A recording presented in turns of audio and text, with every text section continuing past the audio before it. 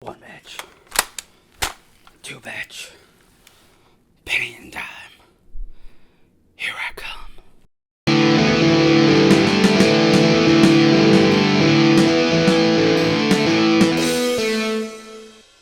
The Punisher. One Last Kill. So The Punisher One Last Kill is a new special presentation from Marvel. Yeah, I remember the Guardians of the Galaxy Christmas special, Werewolf by Night thing, where these fun one-off things. Yeah, that's what this Punisher special is. Stars Jon Bernthal again as Frank Castle. Also written by him with Ronaldo Marcus Green, who Ronaldo Marcus Green also directed the one-shot. And in The Punisher One Last Kill, you have Frank Castle. He's really in a dark place. He's still reeling from war, reeling from the loss of his family. He is a man who is on the brink. He's lost everything, and he is very close to going off deep end. And this one lady comes up to him and is like, "Hey, you killed my whole family, and that's not cool." So I've told every hitman that at 6:47, which is the time it was when you killed my youngest son, every hitman in the city is coming to this apartment complex to kill you. And now it's basically the Punisher doing the raid. Not gonna lie. This is some pretty exciting stuff. For one, Jon Bernthal. He's always been great as Frank Castle. Just going back to 10 years ago. Jesus Christ.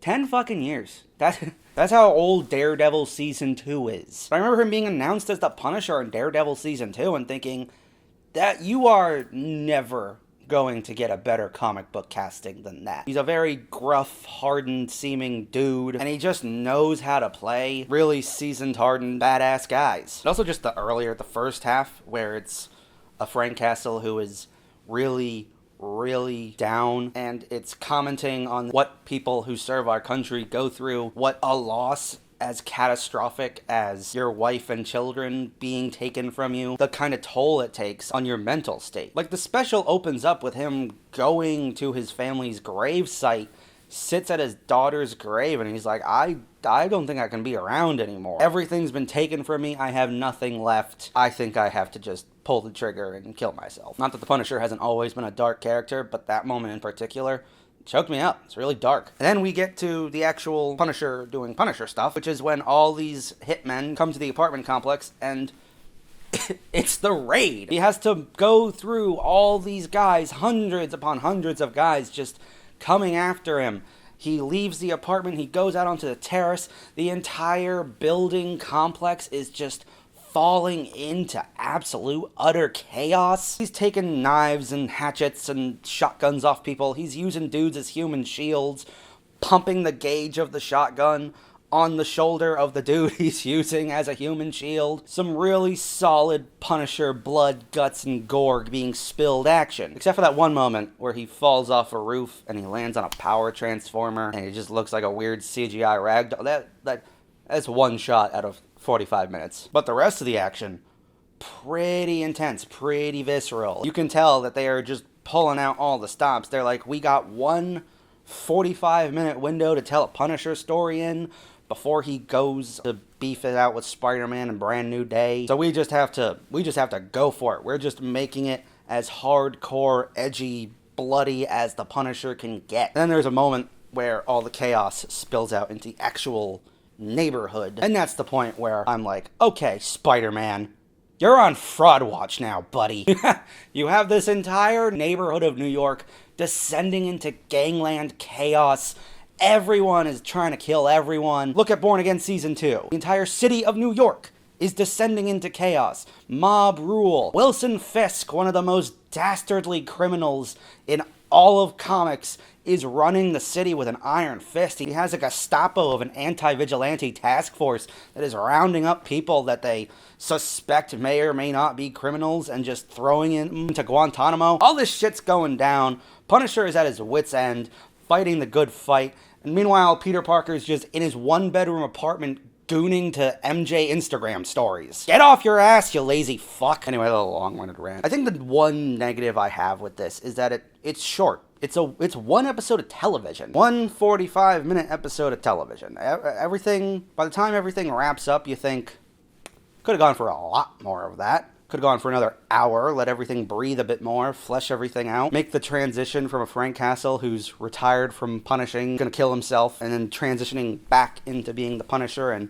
going back to fighting the good fight. Transition would be less jarring if there was another hour to work with. It's also just repeating that endless cycle that we've seen from Punisher Season 1 and Punisher Season 2, where Frank Castle is just a guy who is like, I've avenged my family, I've taken out every single criminal who had any kind of hand, killing my wife and kids, and so now I'm no longer being the Punisher until something comes back and brings him back in. Happened in Season 1. Happened in Season 2. And now it happens in this thing too. So it's an endless cycle, and I can get how that can be annoying, but I also understand that you gotta showcase that Frank Castle really is at the end of his rope. What does he have left to fight for? Well, maybe he's not just going out for himself anymore. Maybe the whole point of his arc over the 2 seasons of Punisher and the 2 seasons of Daredevil that he was in, and now this thing, is just him being like, maybe my purpose isn't to kill people who wronged me, maybe it's to go out and be the Punisher to other people who have been wronged. Like the homeless guy in the beginning of the episode. The people who assaulted him and threw his dog in front of a truck, they got their comeuppance. Very gratifying ending right there. In the end, I think this little special presentation is a great showcase of Jon Bernthal as a talented actor. A great introspective into the mental health of these people who go off overseas to serve our country. And no matter how much money we pump into the military-industrial complex every year, we just kind of spit these guys who did all the work back into the streets without any real care of their mental well-being, their physical well-being. It's just, hey, maybe you get 4 years out of college out of this. Maybe you live in a tent under a bridge. Take your pick. And some really gnarly Punisher shootouts and just a Punisher punishing people. I was kind of disappointed when it first ended, but then it's a day later. I've slept on it. I realize what the thing was actually going for. Maybe those loose plot threads are this show is just a pilot and they're gonna make another season of Punisher. Or those loose plot threads just don't mean jack shit, and when we see Frank Castle in Spider-Man Brand New Day, he's gonna be like, hey, let me tell you something. There's this one old lady who tried to kill me, but I got her first. Either way, fun 45 minutes of television. Could have been longer, but hey, what can I say? I had fun. So The Punisher, one last kill. Have you seen it? What do you think about it? Does this get you more excited to see him in Spider-Man Brand New Day? Because that did that for me. Whatever you think, you can sound off in the comments. And if you like what you've seen, as always, you can click right here. And I'll see you guys next time.